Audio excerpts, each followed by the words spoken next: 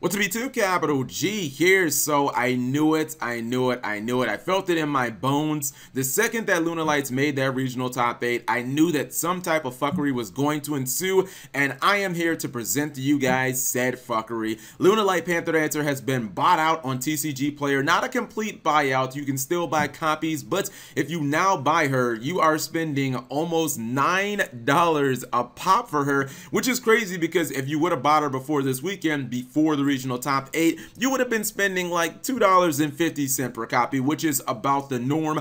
Obviously, Panther Dancer has never received a reprint, so most actual like Lunalight fans, we've already got our copies. So I don't want anybody saying, oh, CapG, get wrecked. Now you can't afford to play Lunalights anymore. Like, come on. I've already had, like, I've had my Panther Dancers forever. Everybody who is a fan of the deck actually has their copies. It's not the flex or anything like that. It's just to prove the point. Like, all the real Lunalight fans had their Panther Dancers, and most people have the entire deck because the entire Lunalight deck is dirt cheap. I mean, there's nothing in this deck that really costs over 30 cents, with maybe the exception of Panther Dancer. Even Leo Dancer is like a 20-cent card, so it did kind of make sense that this would be a target for a buyout if the deck actually ever did anything competitive, and it finally did do something competitive. I've actually been talking about this.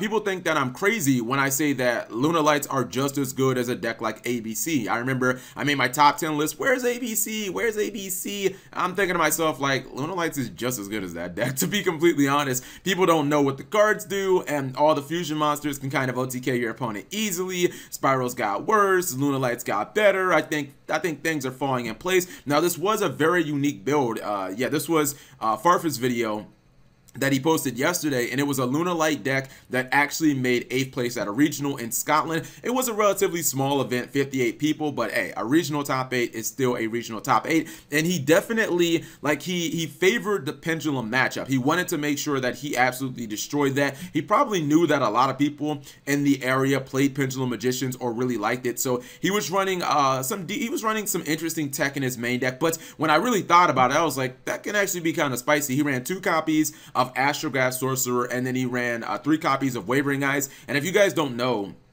Lunalights actually do have pendulum scales in the deck. Wolf and Tiger are both scales, and they are light attribute for some reason. I don't know why. But what you can do is, if you're playing against Pendulum Magicians, and obviously Lunalights always want to go second, you know, if you open with Wavering Eyes, you can pop your opponent's scales, and then you can search out a copy of Tiger. Or if you have a Tiger already on the field and you Wavering Eyes, not only will Tiger activate and she'll summon one of your double L's from the graveyard, but then you could possibly, you know, summon your Astrograph and get another copy of Tiger, and then you can activate Tiger again in the Pendulum Scale, and you can use her Monster Reborn effect, because her Monster Reborn effect is not a hard once per turn, so you can just activate it multiple times. And every single build of Lunalights plays multiple copies of Tiger, and he didn't run any Desire, so it's always going to still be in his deck, I guess, unless he like draw the copy. So it's just a nice little combo. Excuse me. And for anybody who wants the deck list, if you just want to see a quick visual image of it, I mean, it's actually fairly standard outside of the, you know, the pendulum stuff. But I think that Lunalights are probably about, I don't know, maybe the 13th best deck in Yu-Gi-Oh, somewhere around there. They're definitely not a deck that you can just completely think is table 500. I think a lot of people probably did that at this event, and they thought to themselves, I'm just going to walk into this duel and win because it's fucking Lunalights. It's played by that, you know, weird girl with the purple hair from Arc V, and he probably ended up scraping a lot of them. So what do you guys think of this buyout? It was the most, you know, obvious cards to try and buy out for Lunalights, because obviously Panther Dancer was never reprinted. And to be honest, I'm not sure if Konami's ever going to reprint her. I mean, I guess everything in Yu-Gi-Oh eventually gets reprinted, but if you look at the Lunalight archetype, we've gotten all the support now. So if you're Konami, what exactly is the, like, what's the motivation to randomly reprint Panther Dancer of all things? You know what I mean?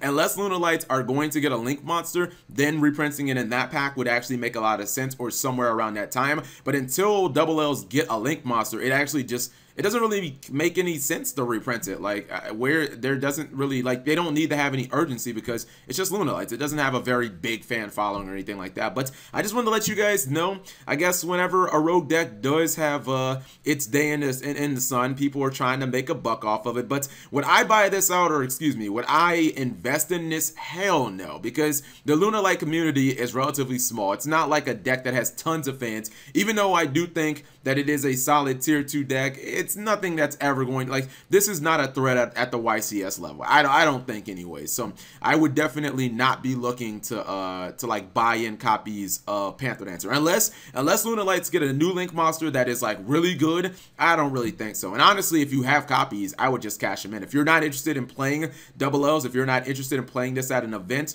or I don't know, playing it at locals for a few weeks, just go ahead and cash in on it. Screw over whoever did the buyout. Anyways, whatever you guys think, leave it in the comment section below. Thank you guys for watching. As always, subscribe if you have not already and turn on those notifications for daily videos.